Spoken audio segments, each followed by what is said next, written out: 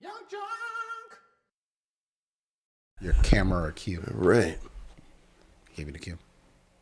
He gave you the cue. Welcome to the Micheaux Mission. 2 Men, 1 podcast, every black film ever made.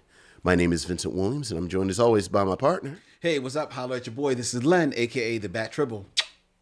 And here, the third week Yes. of a month that I am finding quite enjoyable. Oh, really? The Bards of November. We once again revisit the story of Othello the Moor with a modern retelling from 2001. Oh. But before we get to that, how are you this evening, Lynn? Oh, I'm fine, Vincent. How are you? I'm fine. The funny thing is, no one talks like that in this movie. I know, really. Yeah. It's what's missing, I think. Yeah. Well, we'll talk about it. We'll talk about all of that. But you good? I'm doing better. I still got a little bit of a tickle in my throat, but Okay. I for the most part, am well on the mend. I have been drinking, like, I didn't know this was that much tea in America. Yeah. I've been doing nothing but tea in the morning, tea in the afternoon, tea for dinner, tea before bed. Okay. I brush with tea. Tea for you and you for tea. That's all I've been doing. All you've been doing. Constant Constant tea. Constantly. Constant comfort. I can't remember what it's called. It's some kind of flavor. Okay. And then I put honey in it. You put a little honey in it. I got to put some honey in it. And honey. I don't understand people who just drink Tell it. your lady is stick her pinky in. It's like honey. It's like Erykah Badu say, stick a little.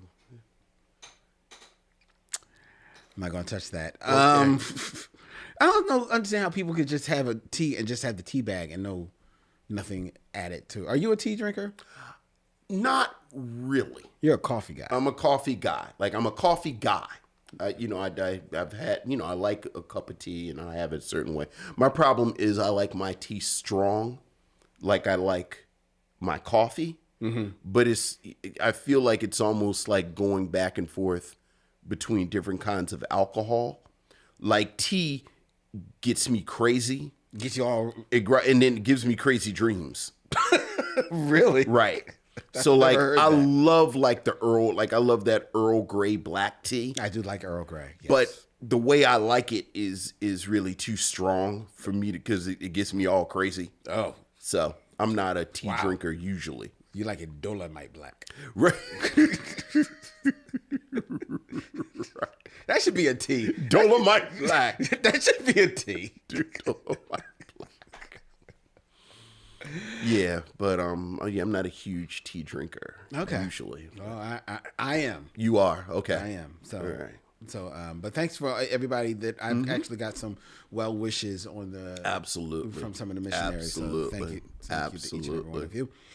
All right, let's get into the show, ladies and gentlemen, and that means we are going to start things off with emails. Okay. Or in other words, missives from the missionaries. All right. So what else is going on, Lynn?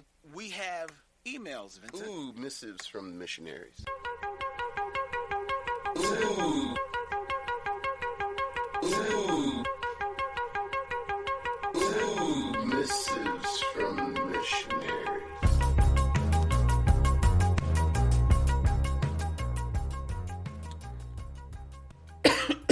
Mrs. from the missionaries. I couldn't do it. I couldn't get through the show. Sure. Mrs. from the missionaries, ladies and gentlemen, we have an email from Michael Sykes. Hey, Michael. And the subject line is short and simple. Uh-oh. Hey, Len and Vincent. I know y'all still fired up from last week's episode, so I'll make this short and simple. Have a great and blessed Thanksgiving. Still love the podcast. Will continue to listen despite getting tanked. Laugh out loud, Michael Sykes. Hey, Michael. Thank you. It's all love, brother. All love. All love indeed, man. And happy Thanksgiving to you as well. Most definitely. Yeah. Happy Thanksgiving. Do you have big plans for Thanksgiving? No, just family. Family. And you Driving bounce down back and forth. Yeah, bounce back and forth, driving down to Maryland. Okay. So Wendy's family and my sister and So it's the bounce. It's one of those good problems. Yeah, amen. Yeah. Now, when you're going for the dinner, are you bringing anything? Yes. Like what is? Well, as you know, my wife makes a glorious pound cake. She does. Lord Jesus, yes, she does. Yeah, so a glorious pound cake. She will be baking some, and then my wife has gotten the highest honor in families over the past 7-8 years. Mm-hmm. She's the designated macaroni and cheese maker. Oh, I know, right? Whoa, I know. She's been knighted. Look, man, I don't know how I stumbled into this, but I'm bringing the pound cake and the macaroni and cheese. Wow, I know, right?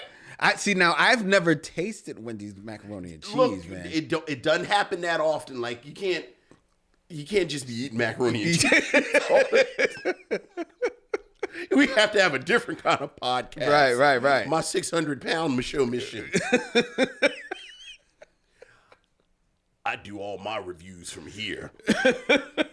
So, but yeah, it's something special. Oh man. Yeah, it's something special. That sounds good. So I'm going over my older sister. She's having Thanksgiving for everybody. And I've been designated to bring sodas, juices okay. for mixing, and cranberry sauce. Oh, okay. So I bought the sodas, which is primarily ginger ale because there's not a lot of big soda drinkers. I Okay. bought the juices because they said they wanted cranberry juice and orange juice. right? Okay. So for mixing. Right, those are the mixers. There you go. But they wanted cranberry juice, cranberry sauce, which I know they expect me to just go and buy a can of cranberry sauce. Okay. Onto a plate, and here we go. Okay. But I, for the first time See, ever you already messing up. in my entire life, You're already messing up. I am making homemade cranberry sauce. Why would you make it for the first time and take it to Thanksgiving? Because there can only be one first time. Yeah, but it shouldn't be during Thanksgiving. But it's cranberry sauce. Like cranberry sauce, honestly, at least for my family, I don't know about for your family, but for my family, cranberry. If the Thanksgiving table was set and the cranberry sauce was not there, nobody would notice it until after we started eating. So there isn't a cranberry sauce person in your family? No, Okay. no. Because usually it seems like it's always like 2 or 3 people that are very passionate about cranberry sauce. I'm not one of them. But like you see people like, oh, I got to have my cranberry sauce. Nobody in my family is mad passionate about it. Okay, so this is kind of a low stakes. Right. So okay. I figured if anything, I'm going to try out on the cranberries. So I had the cranberries. Mm-hmm. I looked up because I looked up recipes. I don't know. I mean, who knows how to make cranberry sauce? Exactly. Right. So I found one that you can do in a slow cooker. Okay. Got a slow cooker. Got a slow cooker. So all day I've been looking forward to Wednesday for so long. Sure. Because Wednesday I'm going to be cooking cranberry sauce. Sure. All day in a slow cooker. Well, you'll have to report back to the class. I will. Now, do you like cranberry sauce? Not at all. I mean, do you dislike it enough that you're not going to taste it? I will taste it. Of course I will taste it. I've tasted Okay, stop. Don't say of course as if this entire conversation has been wrong. Well, no, when you cook, don't you always taste I'm just what saying, you're like cooking? you started with I'm making a dish for the first time for Thanksgiving. Like, understand, we are in completely wrong. We are in the land of wrong. It's not wrong. Already. So, not. I don't know. Well, hell yeah, I'm not going to taste it. I'm going to just make it. I'm going to eyeball it. See if it looks good. No, I mean, no, that's where we are in this conversation. No, so. you have to taste it. Okay. And I've tasted cranberry sauce to know that I don't necessarily enjoy it, but I can want taste to taste the and say, difference. okay. Yeah. So, I'm looking forward to it. Okay, look. Report back to the class. I will. You want me to bring you some? No. You sure? I'm positive. Dylan, you want some homemade cranberry sauce? Dylan wants some cranberry sauce. Dylan can have my portion as well. Okay. I don't like cranberry sauce, though. Yeah, but I'll bring you a little bit. I don't want it. You gotta taste a little. I don't. Okay. All right. But happy Thanksgiving, Michael. Happy Thanksgiving. And to each and every one of you, missionaries. That's celebrate. We got another. We got people all over the world. Like We everybody do. don't celebrate Thanksgiving. I'm just saying. Happy holidays. Right. Happy Boxing Day. I don't know. We got another email. Okay. This is from George Kimona What's up, George? with the subject line of Shakespeare. Gents and missionaries, enjoying this month's theme, missed the last few live shows, but have been able to catch them the next day at work, which becomes a chore as I'm constantly being interrupted by people with work. Unlike them, I will keep it short in recommending a top 5 Shakespeare moments or lines in Star Trek. This is from George Kimona. Sure. Number 5. Oh, he has them. Yes. Okay, let's hear them. Number 5, from Star Trek The Next Generation, the episode The Defector.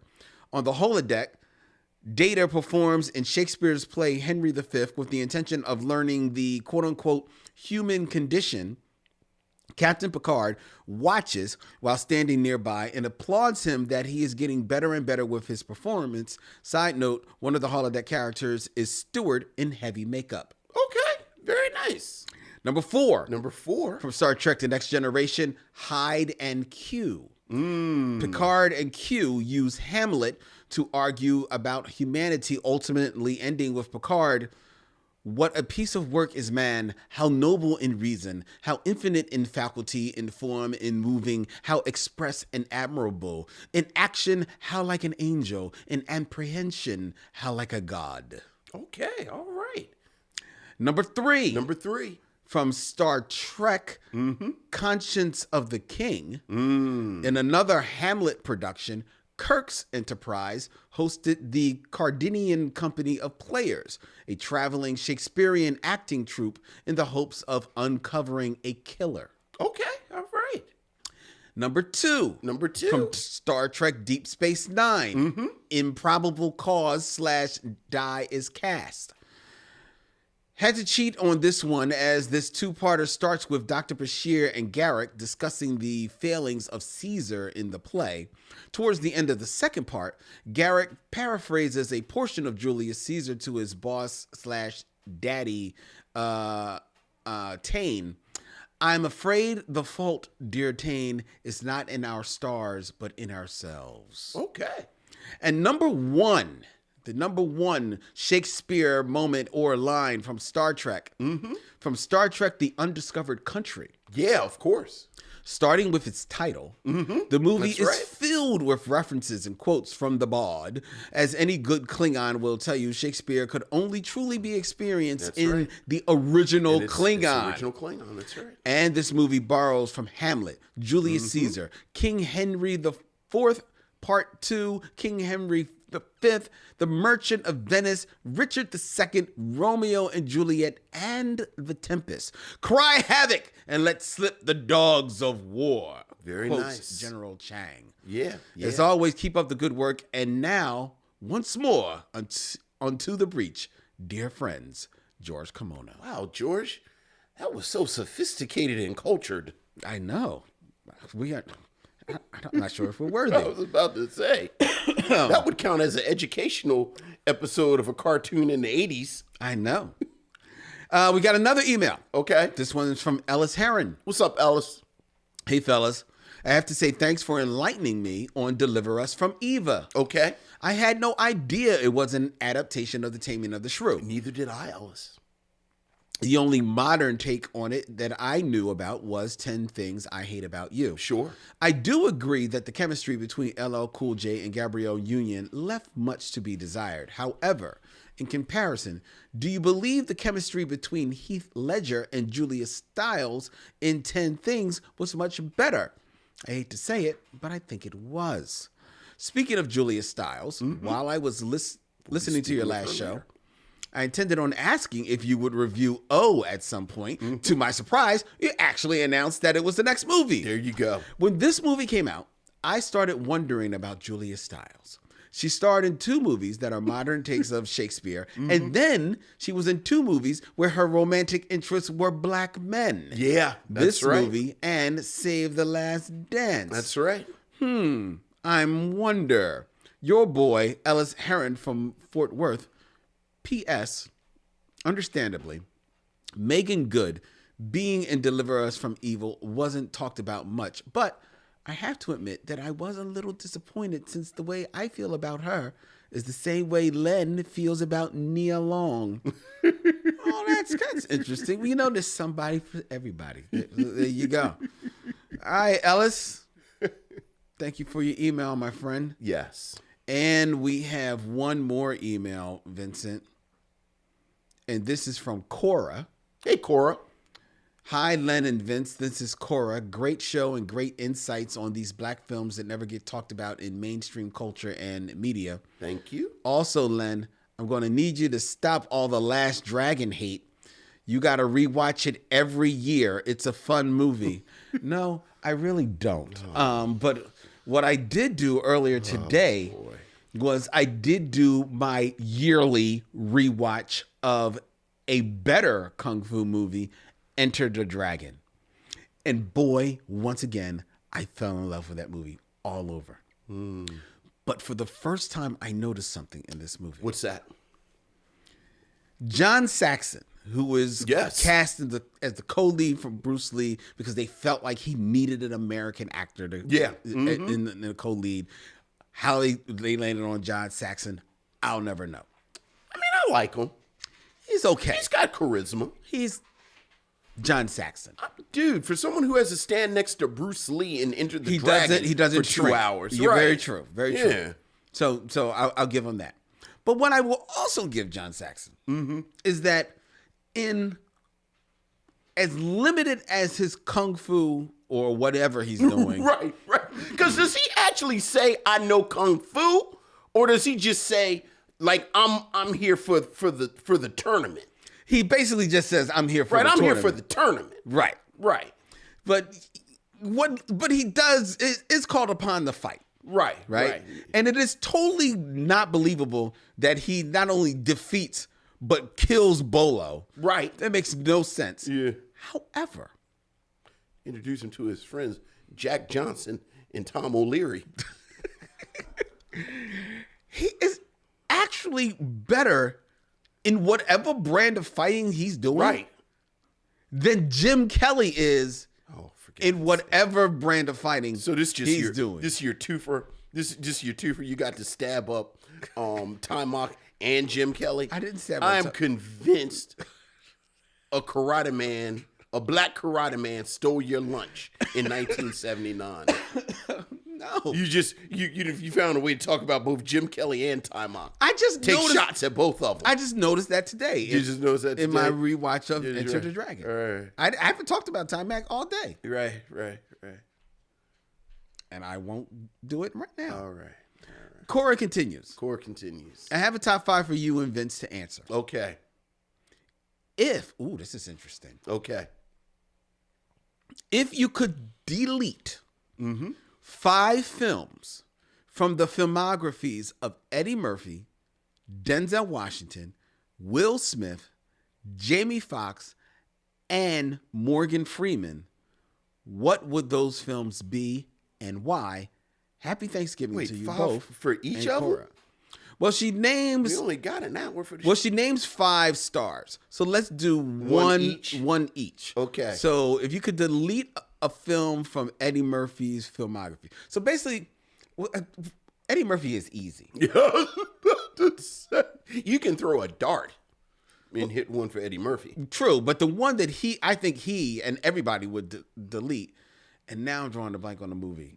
Because it's literally a million of them. No, not but- literally. No, a if million. I name this one, But you're going to it's say like this is the one. 15. No, this is the Is one. it Holy Man? No, it's not. Is it Holy Man. 1,000 Words? No. Is it The Golden Child? No. Is it Metro? No. Is it is it What's this stupid movie? I'm gonna look it up. You keep going. is it Pluto? You'll never name it. Right, because it's a million of them. Now, don't get me wrong. You've named some that are very very Right. close to it, like Holy Man. I and would say Meet Dave, but that's so bizarre. Meet Dave is very bizarre. I kind of want to keep that one around. Yeah, that's not it. The one that I think that he would drop out, and wow, Wikipedia doesn't even list it, and it is definitely his movie. What's the movie that he did basically he's a cameo in it, but they build him up with Dudley Moore. It's something action, isn't it? No, I know what you're talking about though. Yeah, that would be the one. That would be the movie that Best Defense. Best Defense. I mean, Best sure. Defense. Yeah. I mean, okay, so let's take Best Defense off the Everything off the we table. just said is a worse movie than Best Defense, though. No, Best Defense is really bad. Everything we just said is worse than Best Defense. Have you seen Best Defense? Yes, I have. Best Defense is really I've bad. seen every movie I just listed. Okay. Yeah, but sure, yeah. So Eddie Murphy's easy. All right. Who's next? All right, so that's Eddie Murphy. Mm-hmm. Next would be Denzel Washington.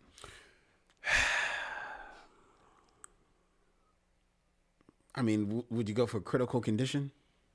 That's the one where he's the Critical ghost. Condition is funny. Yeah, okay, but I mean, Denzel doesn't have a lot of clunkers. Right. I don't like the what is it? The Bone Collector? Is that the one where he's in bed the whole time? Yeah. I don't like the Bone Collector because I feel like it's just it just doesn't utilize Denzel that well. Okay. All right. I can see that. It's got a bit of a rear window Right. type of vibe, and I don't know if that's using him at his strongest. Right. I can land on a Bone Collector. Mm-hmm. Okay, Bone Collector. I'm fine with that. Mm-hmm. Will Smith.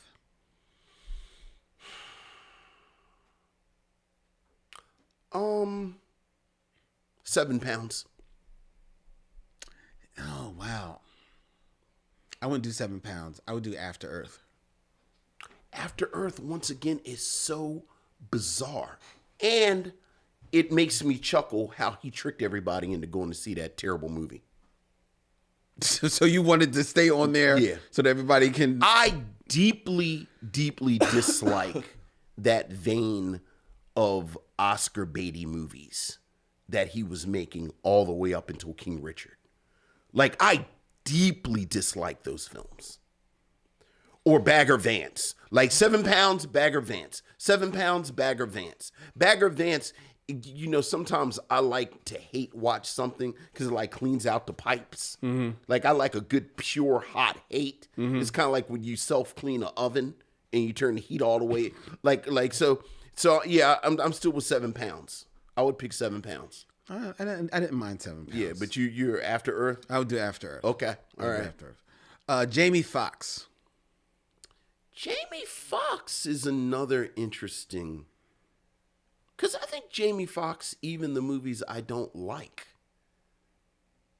tend to be kind of interesting.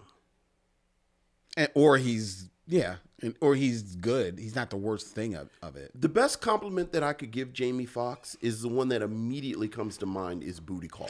I was going to say Booty Call, but it's silly. And it's so early. Yeah, you Like want to the give him fact the that pass something I on want to that. get rid of is something that you did super early. But besides that, I can't really think of a Jamie Foxx film that I'm like, Yeah, because I immediately went to Booty Call. yeah. And there's nothing else that I could think of to. Well, no. But he's not even a star. I guess maybe it's just that the movie didn't 100% land with me, and that was Annie. You leave Black Annie alone. It's Vince, not. I It's think not the a. title of the film is just Annie. I know I said that, Black Annie. Send your letters to Vincent The Williams. baby couldn't read. It was terrible. Did Black Annie like that? Okay. right. And then Morgan Freeman.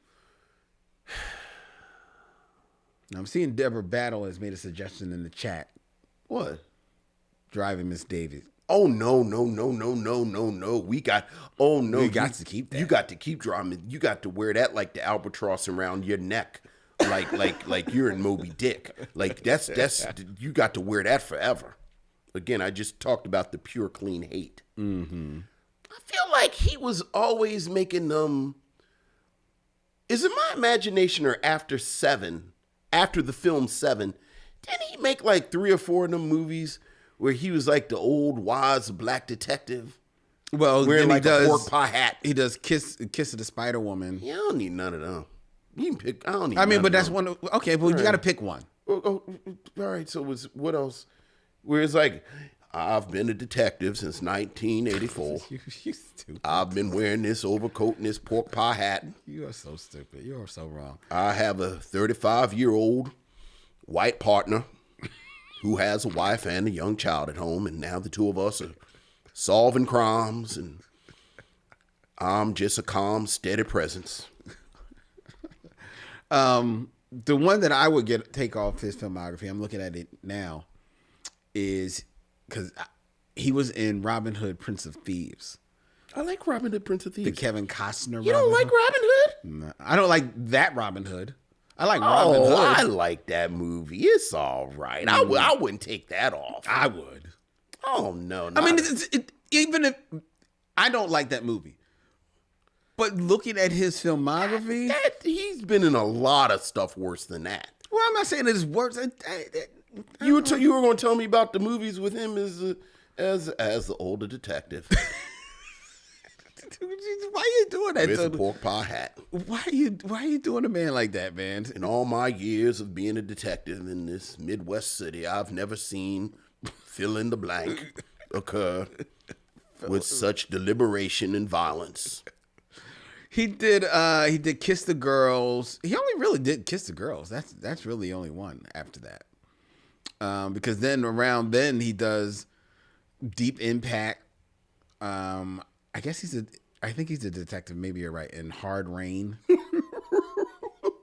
Oh, you're right. Because Kiss the Girls was the first one. Because that's when he's Alice Cross, and then he does Along Came a Spider, which is the sequel. He just sort of wanders around. And then he did something called Under Suspicion. Yeah, throw a dart and hit any of those. I don't need any of those. And then he did High Crimes. Right, you throw a He dart. did do a few of them. You throw a dart, hit any of those. I still would take Robin Hood off. Right. And he has like one of those real white screenwriter black people names. Elias Solomon Cole Hunter. Detective. Homicide. You're so wrong. You're so wrong. All right. Well, that's our 5. Yeah. So there you go. There you go. It's a good question. Very good question, Corey. Yeah. Thank you. Mm-hmm. All right. Well, she had 5. George Carmona had 5. How about we come with our own 5? All right. It's time for the top 5. All right. Top 5. Who's your top 5?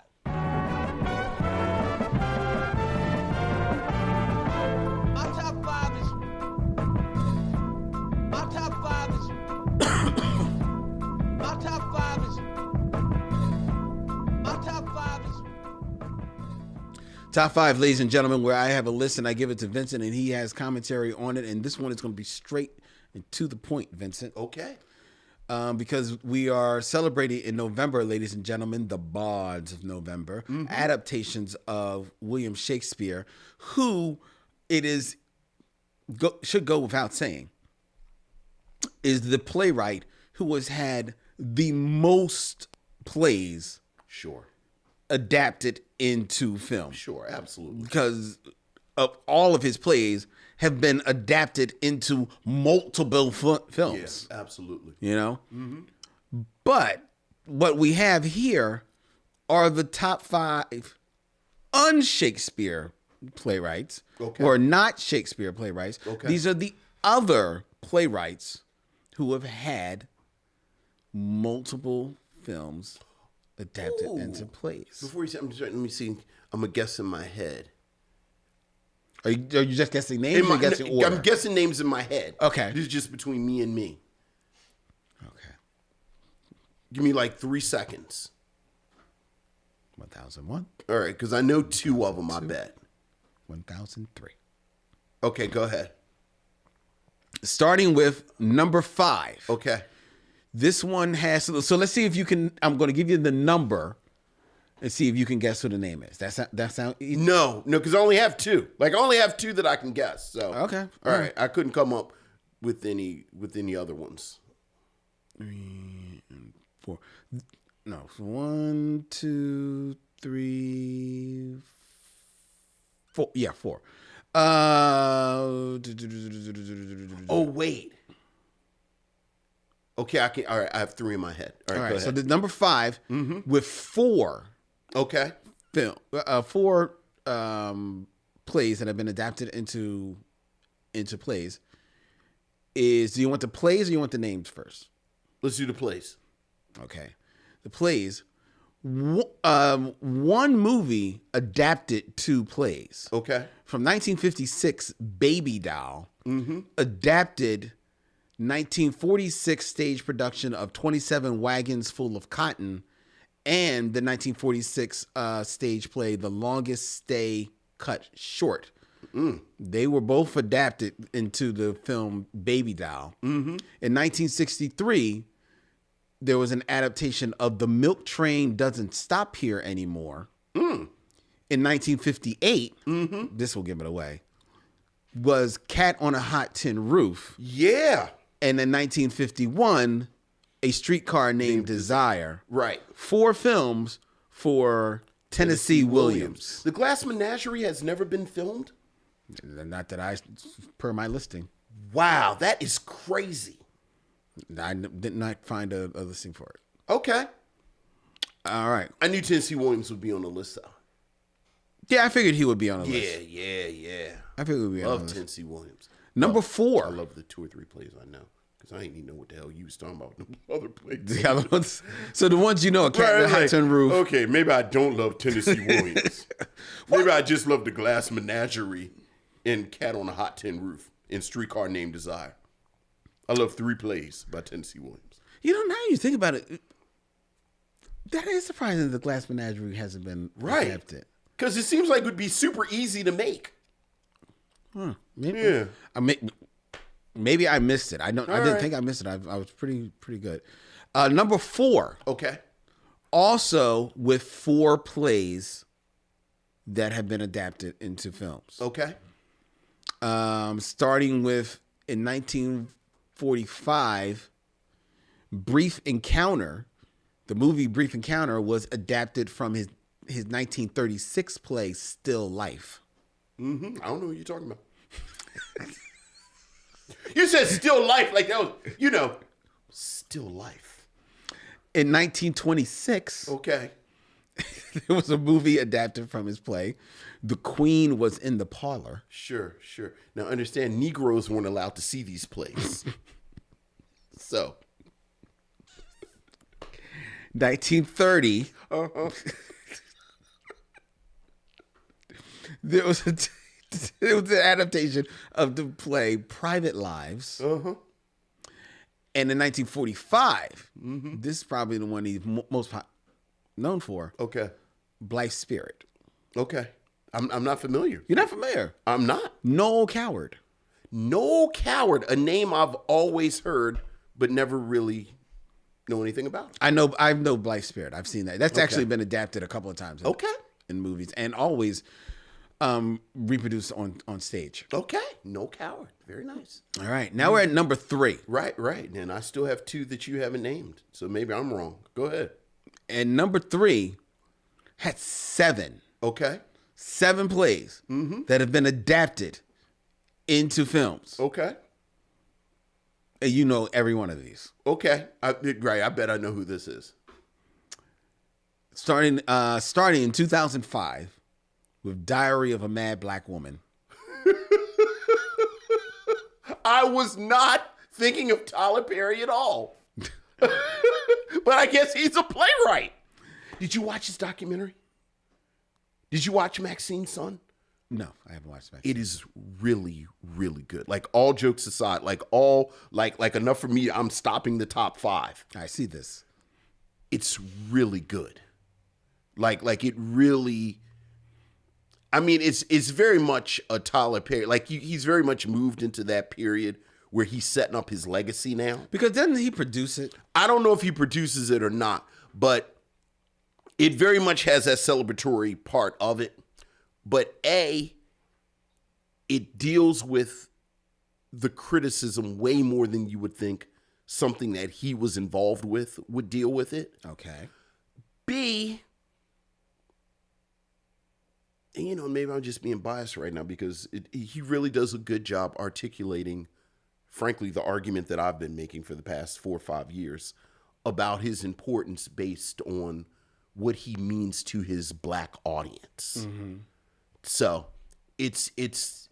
I recommend it. Okay. But go ahead, name. How did you feel about Tyler Perry coming out of it? The same feelings, but deepened. Deepened. So, still not a fan of his film. A, not a fan of his film. Still not a fan of his work. B, comfortable with the fact that I am neither his target audience, nor is it anything personal, that he's not making stuff for me, and I don't want to watch what you make. C, once again, look, man, if you love black people, you got like I love black people, and I love black people, even stuff that we as a community have decided that we embrace, and like that, it's sort of like collard greens and Gangstar and generally Jay-Z and Martin, even the first couple of seasons, like as a group, we got together and said, this stuff we love. And Vince said, not really my thing. But since we all just, I love it to y'all, line dancing, like black people, we voted, we love it. And I said, it's not really my thing, but I love us, so I go along with it. Everything I just named, Tyler Perry to the nth degree. Okay. There was a dude on there, and we've been talking about this in my house since we watched it. I thought it was so powerful.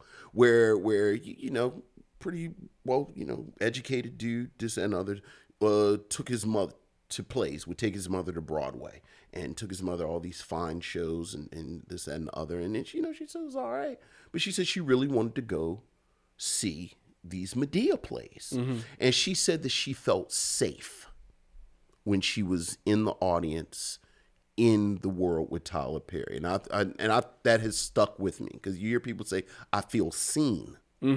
But she said, I feel safe. Yeah, with her people. With her people and with Tyler Perry.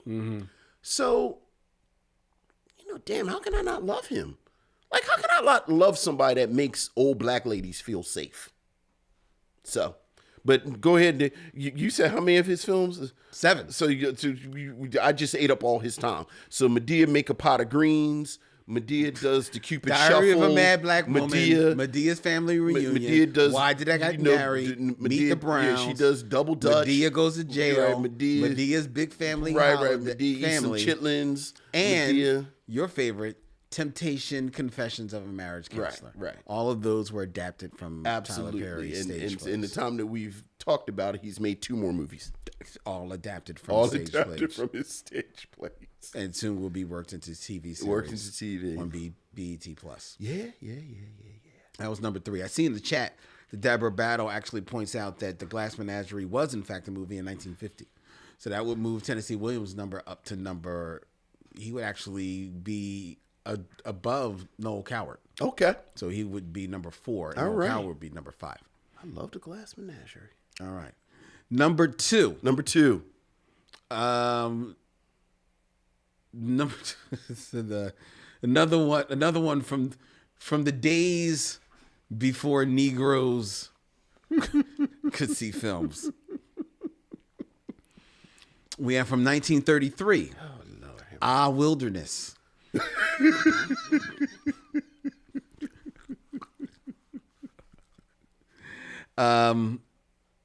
1921, Anna Christie. 1920, The Emperor Jones. Okay, all right. Which is a tragic play. Yeah, oh yeah. About Brutus Jones, a resourceful African American and former Pullman porter. So there's that. Yeah, all right. For you, we reviewed Emperor Jones. We did. Yeah. 1946, The Iceman Cometh. Yeah. 1956, Long Day's Journey into Night. Yeah. 1931, Morning Becomes Electra. I did not know they made all these plays of, was this Eugene O'Neill? Eugene O'Neill. Yeah. And then 1928, Strange Interlude. Okay. Eugene O'Neill. All right. There you go. Long Day's Journey in the Night was my joint Yeah. when I was like a freshman. All right. So that was number 2. All right. So have we named your 2 yet? You did not. I thought August Wilson would show up, but since it's only one slot left, I would assume that number 1's going to be Neil Simon. It is, in fact, Neil Simon, number 1. See, August Wilson, a lot of his works hasn't been adapted in the movies. That's the reason why Denzel wants to do that. Yeah. But number 1, you're right, is Neil Simon. Sure, of course. Who did Barefoot in the Park. Great. Biloxi Blues. Great. Brighton Beach Memoirs. Great. California Suite. Great. Chapter 2. Don't know Chapter 2. Come Below Your Horn. Don't know Come Below Your Horn. Lost in Yonkers. Great. The Odd Couple. Oh my God. Plaza Suite. Don't know Plaza Suite. Oh, you don't know Plaza Suite? I don't know Plaza Suite. Plaza Suite is excellent. Okay. At least the movie. I never saw the play. The Prisoner of Second Avenue. Not familiar. Fantastic movie. And The Sunshine Boys. Great.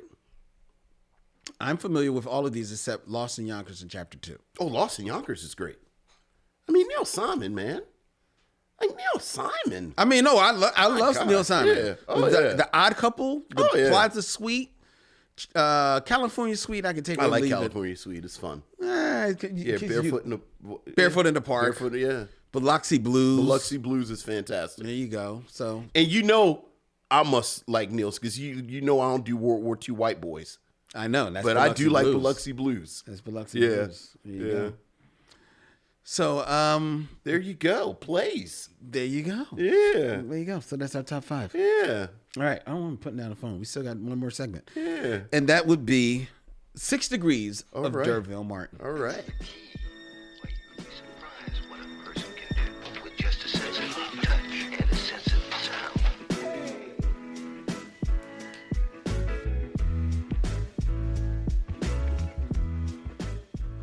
6 Degrees of Derville Martin, ladies and gentlemen. I give Vincent 2 actors, and he has 6 films or less to connect them to a man who could rule any stage.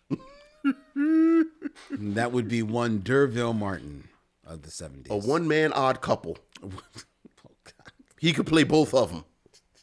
He could. All right, Vincent, are you ready? I am.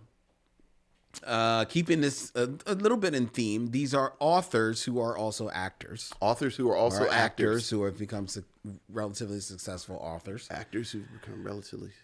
Speaking of documentaries, this person is a star of a new documentary on HBO that I have not seen yet. I look forward to sitting down with.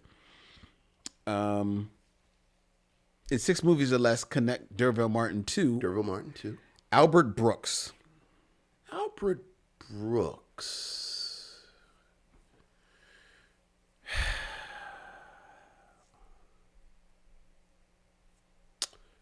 So, Albert Brooks, when I think about him in movies, what's my movie where he goes to heaven?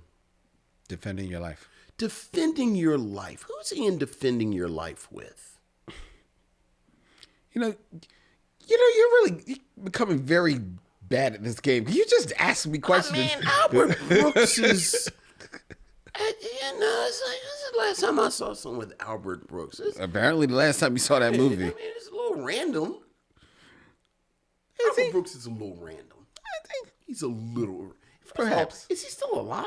Yes, he's still alive. Okay, I'm sorry, Mr. Brooks. I didn't mean to... He's been on television. He was on what was the show? Was it Barry that he was on? You know what? I've never seen Barry. I still haven't watched Barry. Me neither. I think I watched like 1 episode, and it was okay. But Yeah. I think he was on Barry. Yeah, Albert Brooks is... But he's in Defending Your Life with Meryl Streep. Meryl Streep. Meryl Streep. I think of Meryl Streep. Albert Brooks. No, there's like a good 70s. He's a good 70s dude. What is he in that I really like him and he cracks me up? Well, Defending Your Life, and then there's another movie that I love. Is that him in Holy Moses? I don't think he's in Holy Moses. Me no. No, that's what's his name? Yeah, I don't think he's in Holy Moses. I'm looking him up, but I don't think he's in Holy Moses. I see him in like a tunic for some reason. A tunic? A tunic? I don't know about him in a tunic. Albert Brooks. I mean, I gave you a big clue. I mean, I gave you a name. I mean... No, you did. But even that... No, he's not in Holy Moses. He's like playing somebody's dad. He's been like Seth. He is. He does play somebody's dad. He plays somebody Famously. In a famous movie. like fairly recent. Fairly recently. Well, yeah, fairly recently. Seth, what's his name? Does he play his dad? Let's move it. Whose dad does he play? He plays Nemo's dad. Oh my God, he's in Finding Nemo. He's the star. He's the star of Finding Nemo. You can't think of anybody. No, I mean, look, even that. It's like Ellen DeGeneres and who's the fish with the scar face? Oh. I can't think of it. Albert Brooks is a bit of a blank right now. So Meryl Streep. Yeah, come on. Is that also her? Who's the female lead in like Kramer versus Kramer? That is Meryl Streep. That is Meryl Streep. So now we got Meryl Streep and Dustin Hoffman. I did not think this was going to be that hard. No. Especially once you get in Meryl Streep. I know. Well, you know, when it's you know, it's Meryl. All right, fine. All right. So look, Derville Martin is in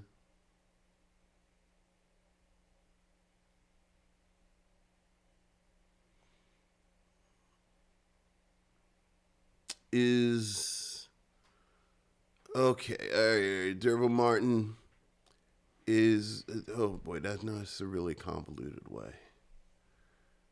Because even with Warren Beatty, Meryl Streep. What's the last thing Albert Brooks was in? Okay. I'm having You having a brain fart on Meryl Streep? Well, with Albert Brooks, and then the rest of it is just sort of. But all you got to do is connect Meryl Streep. Yeah, and You can't connect Meryl Streep. I cannot right now. I can't. She's been in everything, I know, Vincent. and yet here we are. Oh my God! So you want to go away from Meryl I'm Streep? going away from Meryl Streep. What's the last movie that he was Albert in? Brooks The was in? Secret Life of Pets. Wait, isn't like Kevin Hart in that? Yes. That's Kevin Hart, right? Yes. You're gonna have trouble with Kevin I Hart. was gonna say now we've got the blacks involved.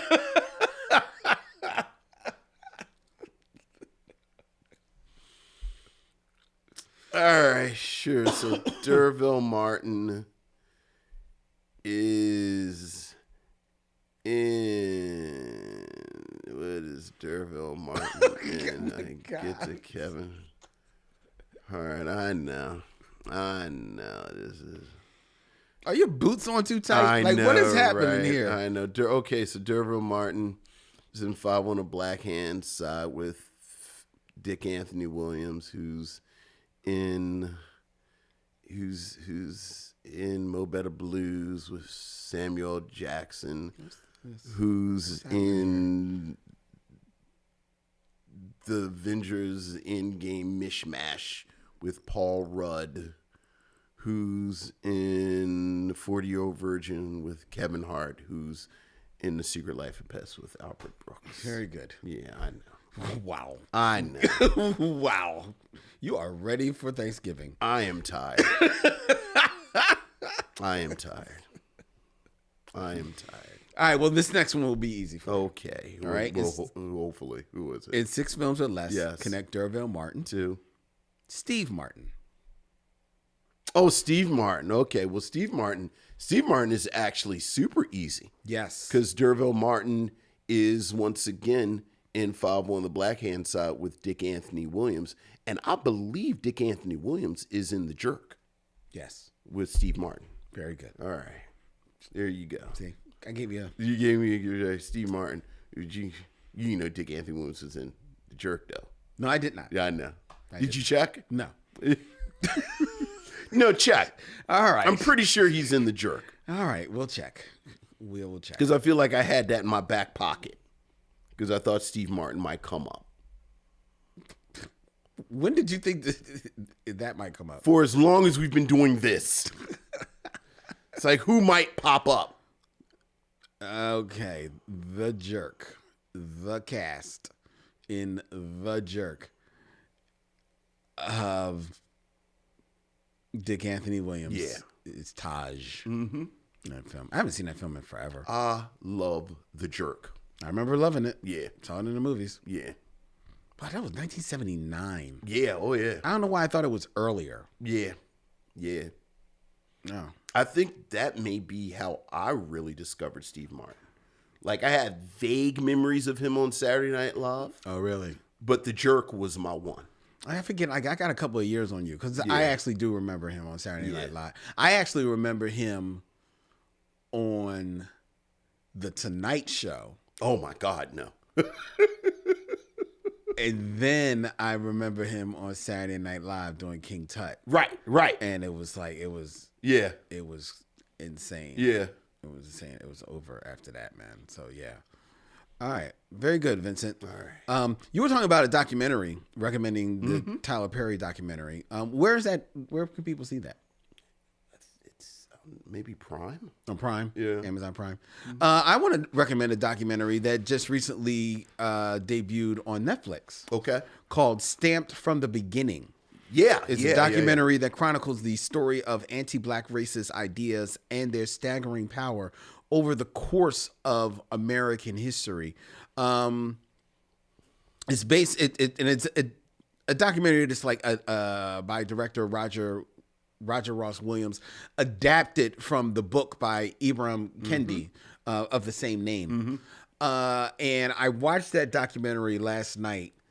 And it's a very powerful documentary. Okay. Very powerful, extremely well done. And you know, you've heard everything about the 1619 Project. This like 1619 ain't got nothing on this, because this documentary starts back in 1444. This goes back to the rooter to the tutor. You know what I'm saying? And it breaks down like the whole creation of this idea of blackness, and why black people became the face of slavery when slaves were not black. Right. They were Slavic. Right. You know, thus the name slave. Right. You know, so it really breaks down the history. And what I really appreciate about this documentary is that, as powerful as it is, it still finds time at the end to leave you with a feeling, an aspirational feel, Okay. as to what the world, an anti-racist world, could be or should be. Very nice. So it's a really powerful documentary. I recommend that each and every one of you out there see Stamped from the Beginning, new documentary on Netflix. Excellent. You like a good documentary. Yeah, it was really cool. There's a lot of great talking heads in there. Angela Davis, Lene Vinay, Kelly Carter Jackson. Tons of great talking heads. It was really dope. It was the type of documentary that you like because it sparks conversation. Yeah. So Yeah. it's really Excellent. Excellent. It was a good time last night watching that, if you can believe that. All right, so now All right. I guess it's now time for us to get into our Go review. time. Go time. All right. It's go time. Because it's time.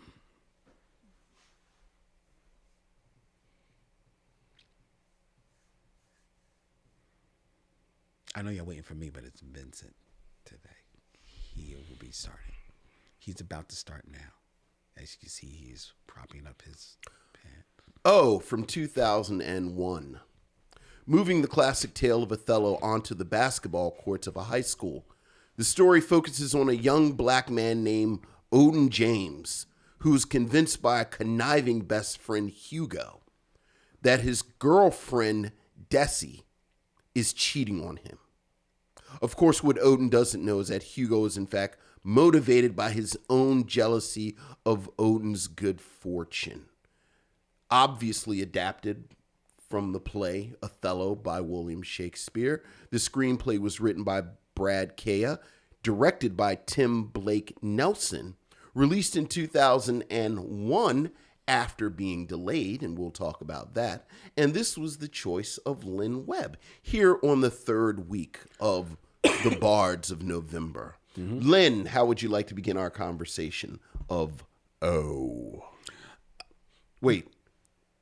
Julia Stiles, Mekhi Phifer, Josh Hartnett, Andrew Keegan, and Martin Sheen make up the cast. Yes, make up the cast of O, which is it very much is a beat for beat adaptation of Othello, but put into like the world of high school drama, prep school drama. I think that it as an adaptation of the story, they make, some changes that make sense. It's not Desdemona, it's Desi. Yes. It's not Othello, it's Odin, which some may argue is like, we could have went with Othello there. You know what I mean? The screenwriter is black, but it very much sounds like his name is Odin James. Yeah, Odin James. Odin James. That just don't even, and I don't even feel right saying, right, my son Odin James. Right. And there's no Iago. There's Hugo. Right. Played by Josh Hartnett. And it very much is a beat for beat adaptation of Othello. But as I'm watching this film, I think it's smart to reimagine Othello in a high school setting. Mm-hmm. It's easy to say that something like, if you're looking at other works of William Shakespeare, Romeo and Juliet, of course, and putting that in high school because it's about kids, of course.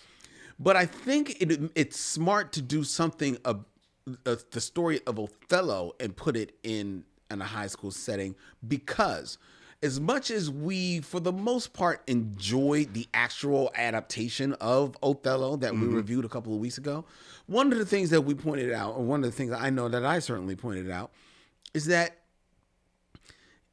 I had to take my brain off a little bit to believe that Othello would fall for some of the machinations of Iago. Mm-hmm.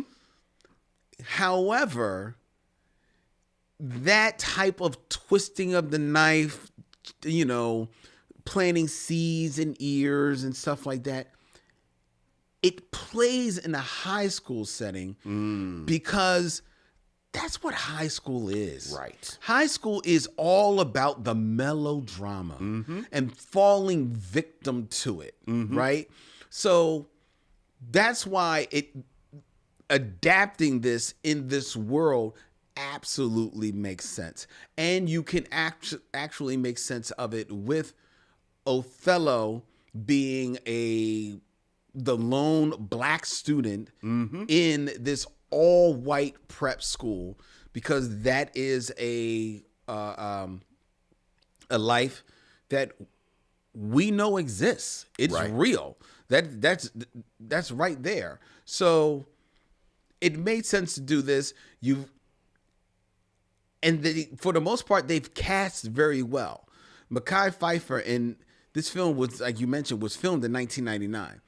Mekhi Phifer in 1999, still kind of young in his career. Right. But but has already done solid work. Oh yeah. I mean, he's coming off of Soul Food, where he does great work in that, right? So Mekhi Phifer is an actor who can, like, light up a screen with his intensity, with his charisma, with his magnetism. And Julia Stiles, I think it is fair to say that from the moment she hits the screen, has proven herself to be an actually exceptional actress. Yeah. Who just becomes a role, right? And she becomes Desi for all that this film asks of Desi. Right. Because the story of Othello is really about the guys moving around Desi, and Desi just being this pawn in this situation. But it really is about Othello, Iago, and the other two chess pieces that Iago is moving around. And you falling for all of that. And again, in a high school setting, it absolutely makes sense. But one thing does this film a little bit of a disservice for me, is that it's not only is it coming 2 weeks after watching Othello, it's coming 2 weeks after, one, watching Othello, two, having you, who loves Othello and Shakespeare, pointing out that the play is Othello, but it's all about Iago. And having watched Kenneth Branagh play Iago, like, to me, who else is going to be Iago? Right. Like, I can't see anybody else being Iago after seeing Kenneth Branagh being Iago. Fast forward to Josh Hartnett, who has the thankless role of being Hugo in this film. Josh Hartnett, an actor that I like well enough, but I think he is a little one note in his performance of Iago, so I don't feel the machinations. I don't feel the cunning that Kenneth Branagh brought to the role. I don't see that in Josh Hartnett's Hugo. But again, that makes sense because this is a high school student. How deeply duplicitous is he supposed to be? Right. He's not supposed to be, but so well thought out. So when I give the pass for that and then just lock in, it's like, okay, I'm basically watching this high school drama, melodrama playing out. I buy into the movie. I buy into the acting. I buy into the machinations. I know the story. I know the story beats. Some of them don't make any sense, but it's high school. This is what happens. Right. So I find myself, enjoying the film enough, but then it takes the turn because it's all about like just playing with people's emotions and hearts. Yeah. Oh yeah. But then it takes the turn, like the story, and it goes to murder. Yes. And when it takes that turn here, I understand how easily high school students make this leap, because we can't say that, you can't say that it's not realistic that kids would make this leap, because we have the evidence. And the evidence is on the screen. The evidence of that is the reason why this movie there it is. Was produced in 1999. It's not released till 2001 because they have to hold it back because of the massacre. Yeah. That happened at a high school. At Columbine. In Columbine. Yeah, that's right. So it's and it gets real. Yeah. Oh, It gets real. And when this makes that turn, it feels I can't help it. I felt like we're like, ooh, Oh. it's like, ooh, Oh. like, cause it like that. Yeah. I mean, in one moment we're just like, messing around, like, I think he's seeing your lady, and then the next moment it's like, yeah, you need to kill her. Yeah. And it's just as simple as that, and it's just as easy as that. Not only is her life snuffed out, 2 other lives get snuffed out. Then a 4th life gets snuffed out, because we all know the story of Othello, and what becomes this tragic tale, especially in the light of 2001, becomes this this cautionary tale. Mm-hmm. Like, this is the real deal, ladies and gentlemen, and it hits on a wholly different level. This film, it's not the most greatly directed film. Tim Blake Nelson is an actor turned director, and you can see that he leans more into his acting. There are tight close-ups. He gives the performances come through, but if not necessarily the direction or any like great film work or scene setting in this. But he knows actors. He gives the actors room to play, and they get it over. Martin Sheen is eating up too much. I don't know what he's doing in this movie, but it's 1999. He had just got cast in The West Wing. He's like, all right, Tim, I'm gonna do you a favor. You got me for a couple of days, and then I gotta go make this money. So I ain't mad at him. But these 3 actors, Julia Stiles, Mekhi Phifer, and Josh Hartnett, even though I may not 100 be feeling Josh Hartnett in comparison to Kenneth Branagh, against these 3, he's solid. Mekhi Phifer, I love myself some Mekhi Phifer. And unlike in Othello, there is a bit of chemistry between Mekhi Phifer and Julia Stiles, and that makes all the difference. Yeah. Because she's not given much to do, so it really is about how do you feel, do they actually feel like they are a couple or actually invested in each other? And you feel it.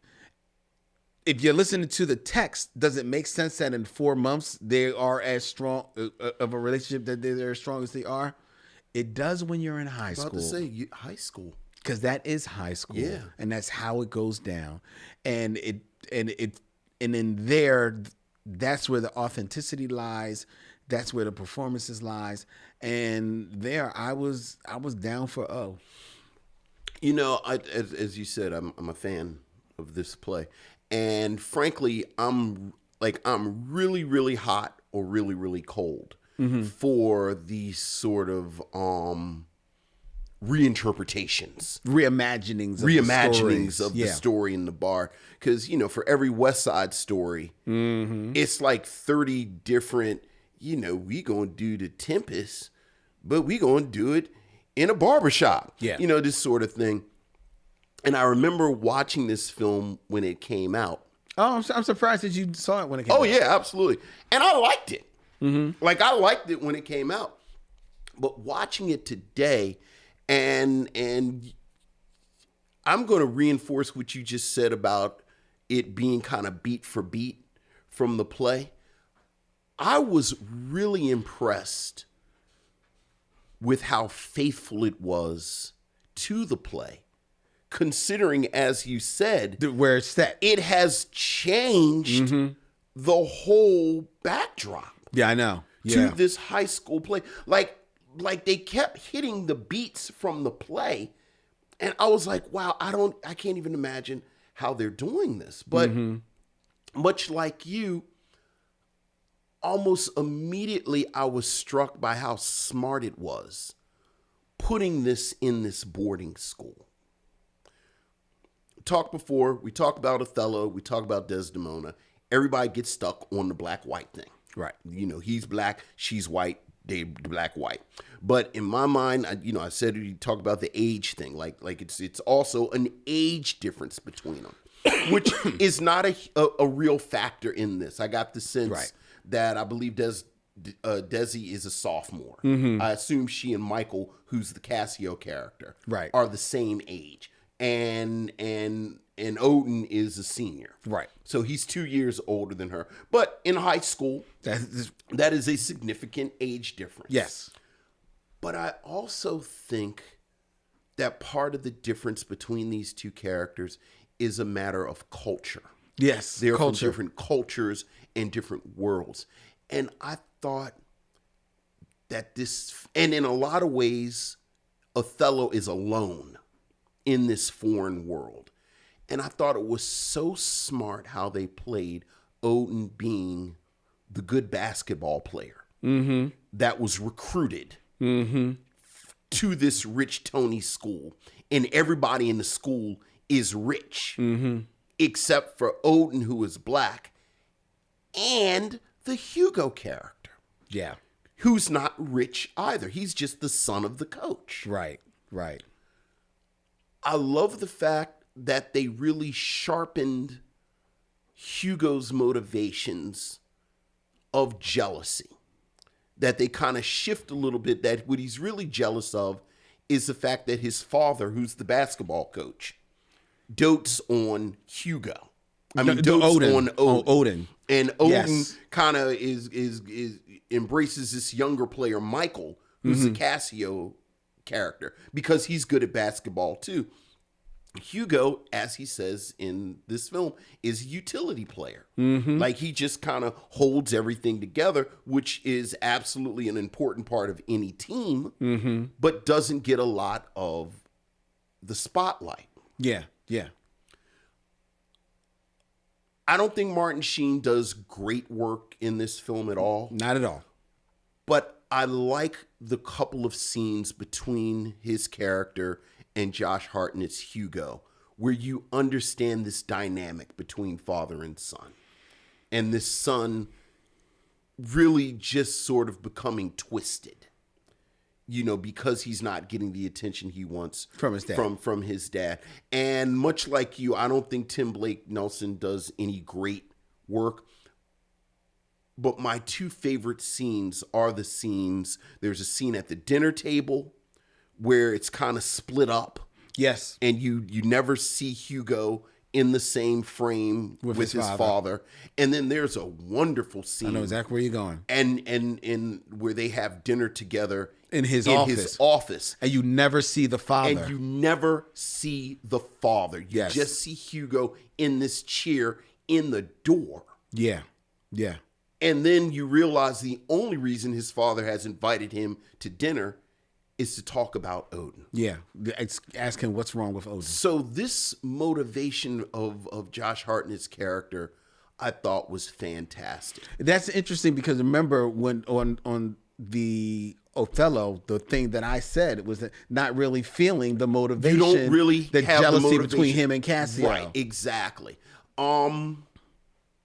Josh Hartnett, I thought I really liked him in this because what you kind of view almost as, I thought there was something dead inside this person. Like there's this real Choice. that like I really got the sense that this is a sociopath. Choice. Yeah. Like he's okay. actually a sociopath. I love the sort of ambient racism that is at this school. Well, that's like I love the fact that look in my mind, your best Iago really puts a mirror up to everyone's prejudices, everyone's shortcomings.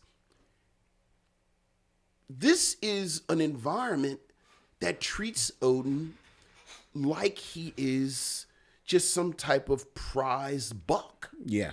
Yeah. Even, the coach never talks about him outside of any context of besides him being a basketball player.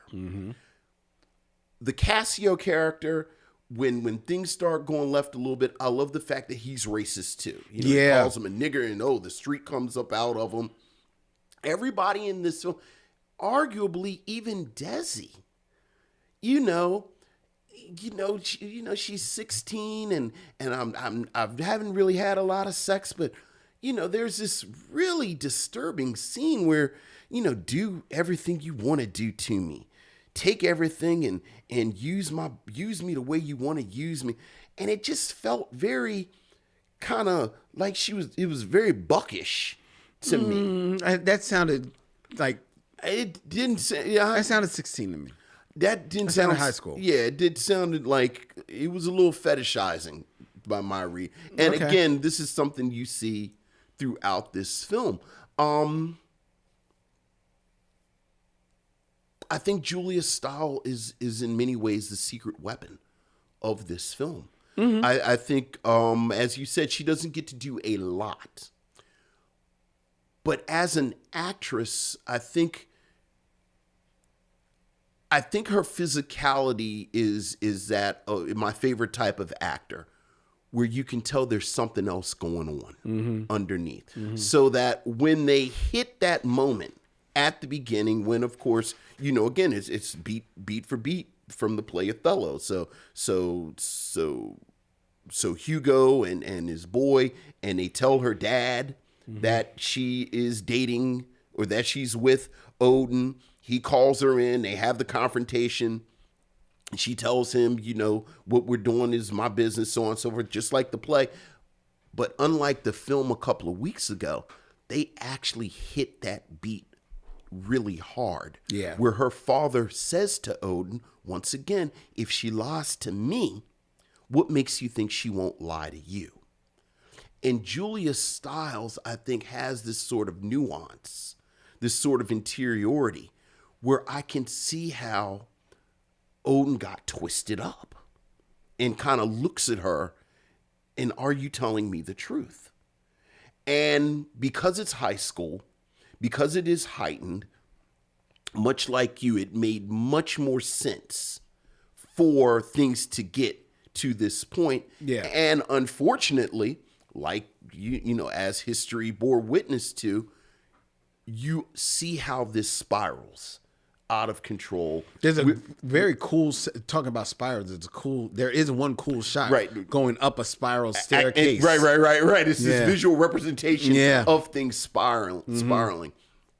And I really, really enjoyed this. Like, I really enjoyed this as an adaptation. Like I thought it really landed in a way where it is faithful to the spirit of the play, but it's also its own thing. Yeah. Which, I just name checked, and, in my mind, the greatest adaptation of Shakespeare, I don't really have a controversial choice. Like, I really do think West Side Story is the perfect kind of threading the needle of true to the spirit, but then it's also its own thing. And I think this is more West Side Story than not. I really, 100% really enjoy lives in that this. space. Yeah. It 100% lives in that space of West Side Story. And I think the worst thing you can say about this movie is that I wish that the production values actually were just a little bit better. Sure. Because there is a almost TV movie type of sheen to it a little bit. Yeah. Oh, yeah. But you know what, though? Almost inadvertently, looking at it now, and certainly since 2001, that sort of CW kind of teen show has become a genre in and of itself. Yeah. Like you said, it's very easy to watch this for an hour, and it's like it's the melodrama of one of these kind of disposable Right. teen shows. But then it reminds me, oh, you're watching a play by Shakespeare. Yeah. It's about to be a bunch of dead bodies. Right. It's about to get real quick. So that it is actually shock. Like you said, it is I think we watch these plays.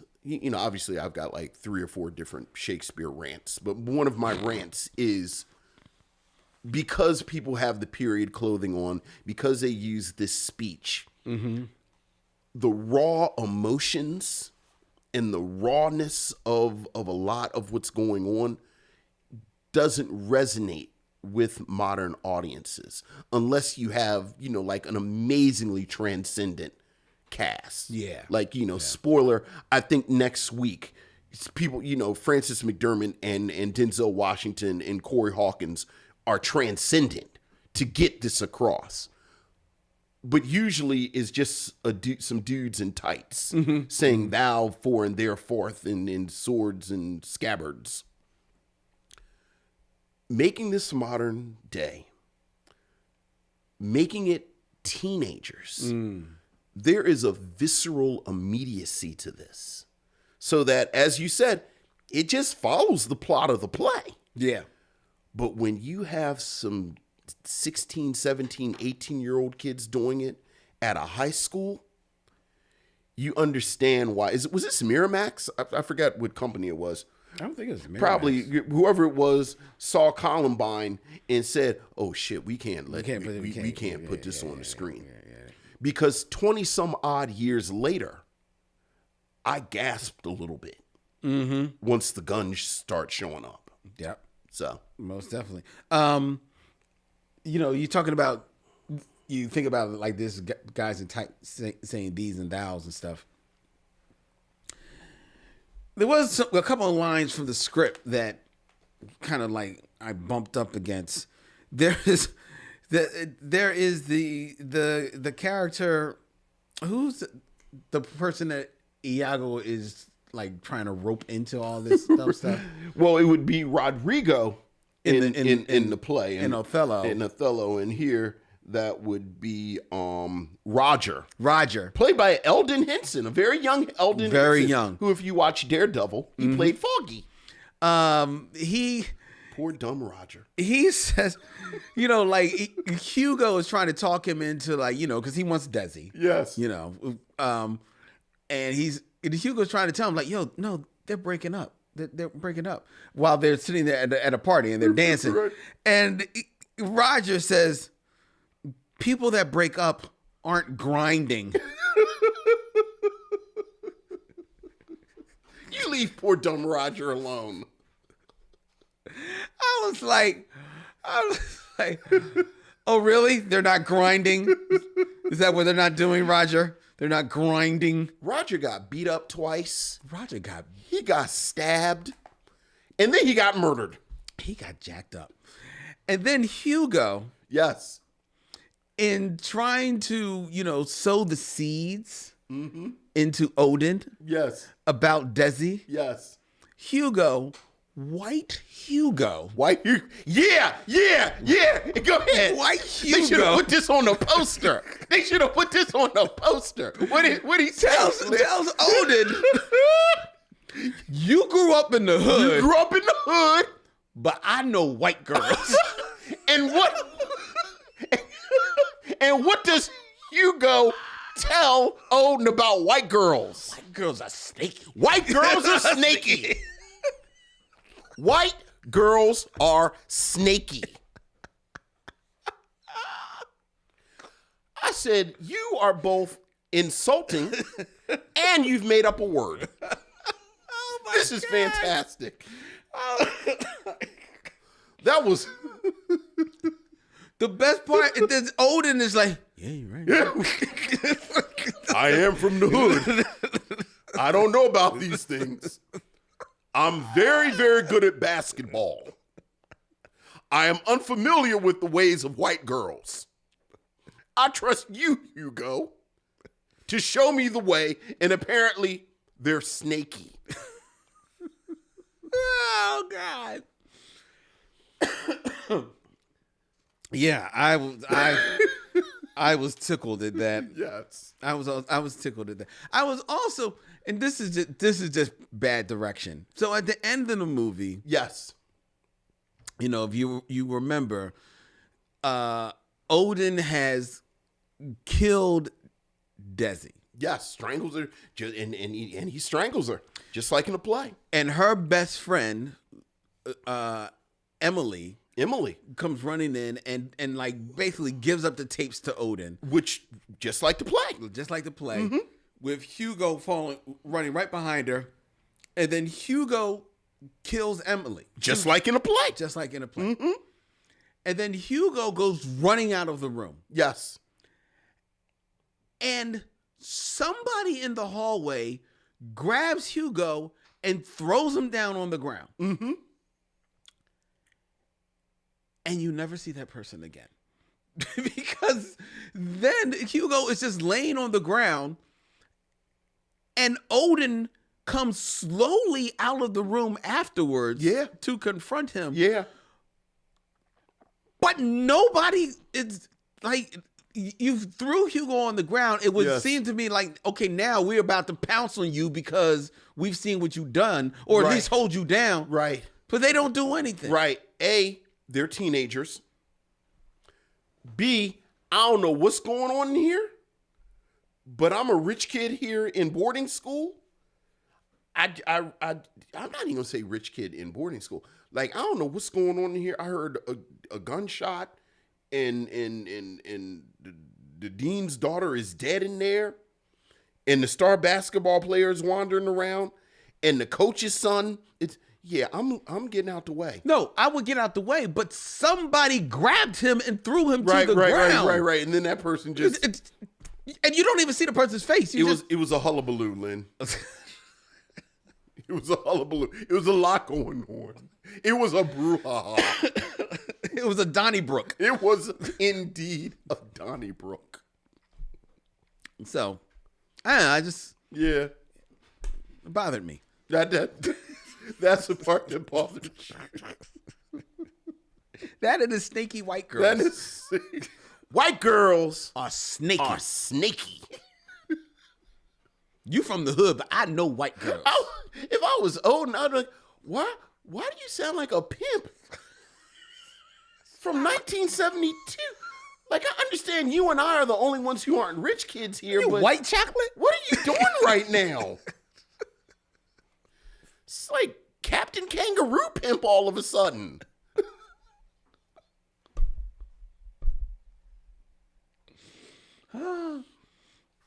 But I guess the real question is, would you recommend this? I think I would recommend O. I would recommend O. Got to know what you're going in for. But I think I'd land at O. I think it is a movie worth watching. And worth watching, sitting down with, if you got some teenagers. Yeah. I strongly recommend O. I think, again, West Side Story for me is the gold standard. But I'm thinking about something like, that's not Baz Luhrmann, is it? The Romeo and Juliet, like the really stylized. Yes. Is that Baz Luhrmann? I think this would be a great double bill with that. I've only seen like parts of it. Really? That's the Leonardo DiCaprio one you're talking about, right? So good. Like, it really, really is. But I think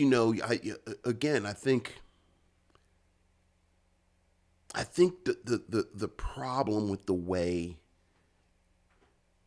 society and culture, we've deified Shakespeare and turned him into this sort of this plateau of fine art. Yeah. It puts us at a distance to enjoy what makes it so good, like actually good. And something like this, because I do think the play is supposed to be unsettling. Yes. Once you get to the part near the end. And this really captures that. Like, it really, really captures it. It is a shame that Columbine happened. I know. Because I do think it has had a bit of a muted life since then. Like, I feel like it came out eventually, and even when it came out, we were, as a society, we were all still very raw from Columbine. So it came out and then it went away almost immediately. But because it is eerie the kind of beats that this film hits. Yeah. That, unfortunately now we're all kind of familiar with these very disturbed kids in high school. So yeah, I would very much recommend this. Question for you. So we've seen an adaptation of the play Yes. Othello. Yes. And we have also seen 2 reimaginings. Right. You're including Up All Night. All Night Long. All Night long. I'm sorry. All Yeah. Night Long, Yeah. which was from the 60s, which had like a London jazz setting. Yes. With Patrick McGowan. And now, Oh. Yes. Which do you think does the better job of adapting the play? I was kind of hoping you wouldn't ask me that because I feel so weird for me to say, oh. Really? Because it's so beat to beat. Again, it's not even just beat to beat. I think, I think we get all garbled up like, because we're Americans. Like, we see the race part and we kind of put on these sort of blinders, and that's all we want to talk about. Right. But there's so much more going on in Othello with this sort of ambient bigotry that racism is just part of it. And one of the things that I love so much about this adaptation is that, yeah, everybody is racist. But there's also all of this classism. Yeah, it's a lot more than that. Kind of running through it as Yeah. well. That kind of intertwines with the racism. So that what you have is this character who's completely isolated. I think this also bypasses something that we kind of talked about a couple of weeks ago, where I think as modern audiences, we're let off the hook with Othello because it's always like Paul Robeson or Denzel Washington or Lawrence Fishburne playing Othello. So as modern audiences, we can go, oh, that's so racist. How could you not want your daughter to be with Paul Robeson? How could you not want your daughter to be with Denzel Washington? But Mekhi Phifer plays an Othello character that you're like, like he comes across kind of ruggish, thuggish. So you're like, like if you're honest with yourself, it's like, would I want my daughter to be with if my daughter was in high school, if she was a sophomore in high school and they went and recruited this kid, quote unquote, from the hood, and he came and then I found out she was sneaking around with him, like, how would I feel about that? So it makes you kind of confront. And again, I think the film does a great job of showing, he's a kid. Like, I think he's a nice kid. Yeah, I think he's a nice kid. I don't think he comes across as ruggish, thuggish. I think that Mekhi Phifer, young, Mekhi Phifer not can't Mekhi help. Phifer, this character Odin. I don't think the character Odin is I think rugged. he's a little, I mean, he definitely he's feeling himself because he's a star basketball player. Right. But I don't think he comes across as thuggish, and I think there's actually is text in there to speak against that.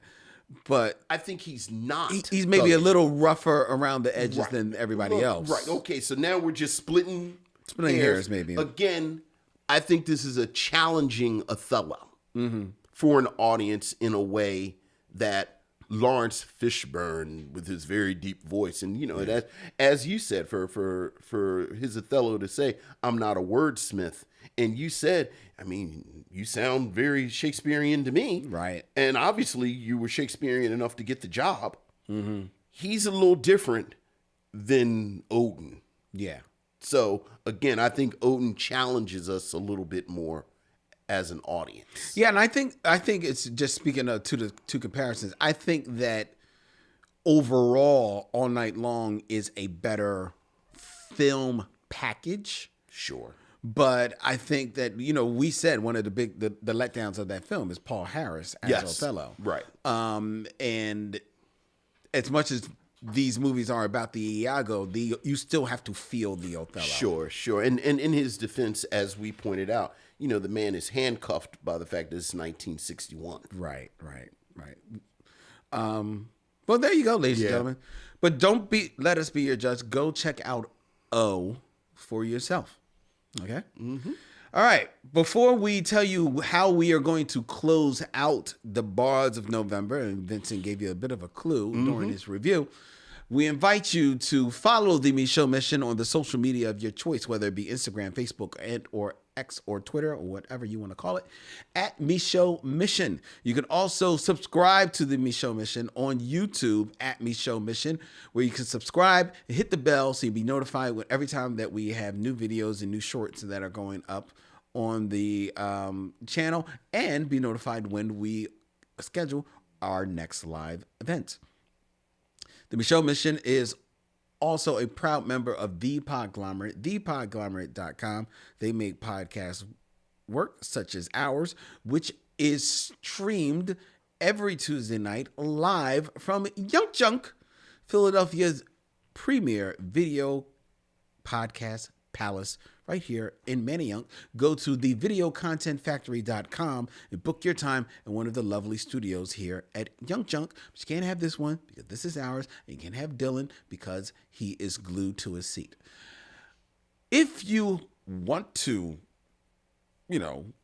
send some treats to Dylan, you can email us at themicheauxmission@gmail.com. That's MICHEAUXMISSION@gmail.com. Let us know what's on your mind, and you can send us some coupons for some treats because Dylan does eat a lot. He likes barbecue Fritos. That's just a hint. Okay.